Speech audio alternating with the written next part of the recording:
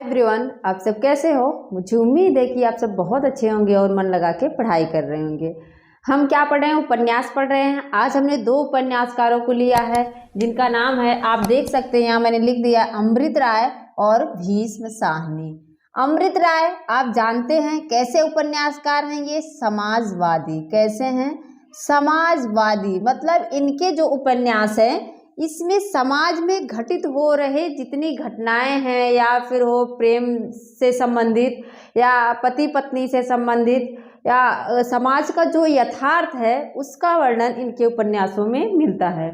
और दूसरे हैं भीष्म साहनी। इनके भी उपन्यास लगभग वैसे ही हैं। इनके उपन्यासों में जैसे तमस, आप जानते हैं कि भारत विभाजन की इसमें स्टोरी है, भारत विभाजन की कहानी है। बहुत ही अच्छी कहानी, आप लोगों को पढ़ना चाहिए। भारत विभाजन की कहानी पूछता है कि कौन सा उपन्यास भारत विभाजन से संबंधित है, 2-3 दे देता है, एक नहीं होता है। तो तमस भी क्या है? भारत विभाजन से संबंधित है। हम देख लेते हैं, हमने लिख दिया है यहाँ पे, पढ़ लेते हैं। सबसे पहले हम क्या करते हैं, रचनाओं को ट्रिक से याद करते हैं और जो मुख्य मुख्य विषय पूछे जाते हैं उपन्यासों के, रचनाओं के, कहानियों के, उसका विषय भी मैं आप लोगों को बताती हूँ। अब देखते हैं अमृत राय। इनका है बीज, नागफनी का देश, हाथी के दांत, जंगल, सुख दुख, भटियानी, धुआं। इसको याद कैसे रखें? अमृत लाल, एक है अमृत लाल, लेकिन ये क्या है? अमृत राय है। अमृत राय।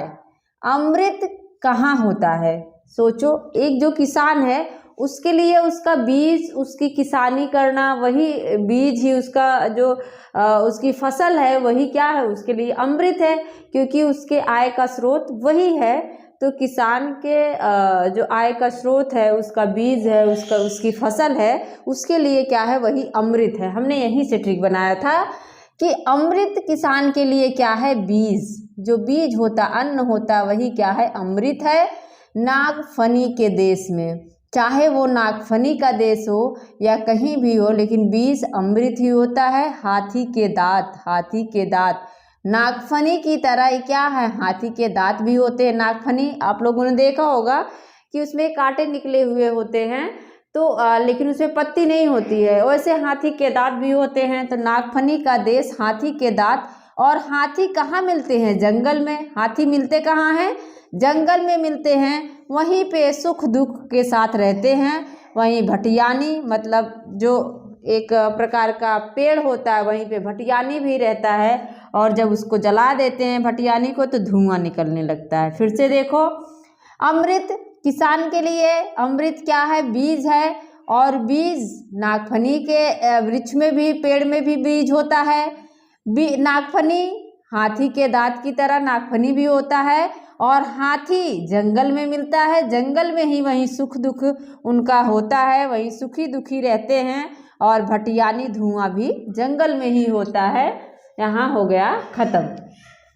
अब देखते हैं भीष्म साहनी, जो कि बहुत इंपॉर्टेंट है। इनके सारे उपन्यास बहुत ही पूछे जाते हैं।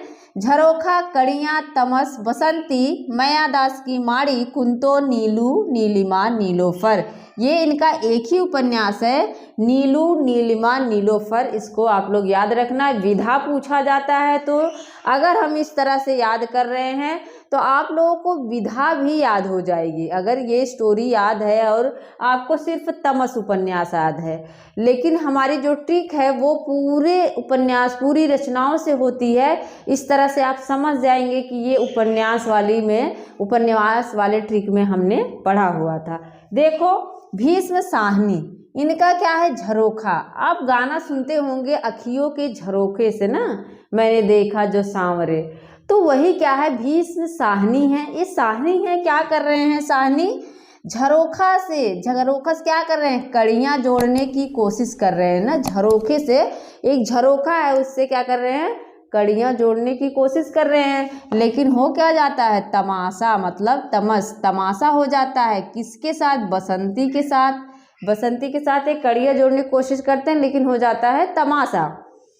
फिर क्या होता है? इनको मायादास की माड़ी में ले जाया जाता है। वहाँ कुंतो मिलती है, नीलू, नीलिमा, नीलोफर मिलते हैं। वहीं पे ये रहने लगते हैं। फिर से देखो, भीष्म साहनी है, और ये झरोखा से क्या करते हैं, कड़ियाँ बनाने की कोशिश करते हैं, लेकिन तमाशा हो जाता है बसंती के साथ। इनको मैयादास की माड़ी में ले जाया जाता है। फिर कुंतो मिलती है वहीं, और वहीं पर नीलू, नीलिमा, नीलोफर के साथ ये रहने लगते हैं। अब देख लीजिए जो तमस है इसमें क्या है, भारत विभाजन की विभीषिका का वर्णन है, भारत विभाजन का इसमें वर्णन है। और एक चीज़ का विषय पूछा जाता है, बसंती। बसंती में दिल्ली में रह रहे, दिल्ली में जो झुग्गी झोपड़ी हैं, क्या है, झुग्गी झोपड़ी में, झुग्गी झोपड़ी की गंदी बस्तियों का वर्णन है। कैसी, जो वहाँ पे मतलब छोटे तबके के लोग रह रहे हैं, उसी का वर्णन है। गंदी बस्तियों का पूछ लेता है कि गंदी बस्तियों का वर्णन है। पूछ लेगा कि भीष्म साहनी के कौन से उपन्यास में दिल्ली की झुग्गी झोपड़ियों में जो गंदी बस्तियां हैं, झुग्गी झोपड़ियों में रह रहे हैं, उसका वर्णन किसमें मिलता है, तो किसमें मिलेगा, बसंती में मिलता है। यही दो का पूछा गया है। और आप देख सकते हैं कुंतो में क्या है, कुंतो में भी बता दे रही हूँ। कुंतो में नारी जीवन का जो पराधीनता होती है, इसमें क्या है, नारी का चित्रण है। क्या है, नारी चित्रण है।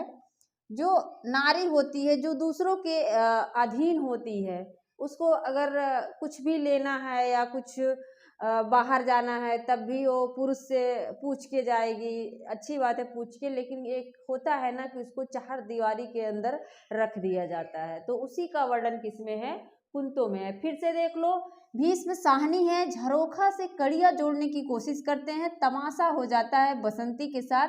मैयादास की माड़ी में ले जाते हैं, वहाँ कुंतो मिलती है, और नीलो, नीलिमा, नीलोफर के साथ ये रहने लगते हैं। इसका हमने बताया, अमृत किसानों के लिए बीज है, और बीज नागफनी में भी होता है। नागफनी की तरह ही हाथी के दांत होते, हाथी जंगल में रहता है, और वहीं अपना सुख दुख का जीवन व्यतीत करता है।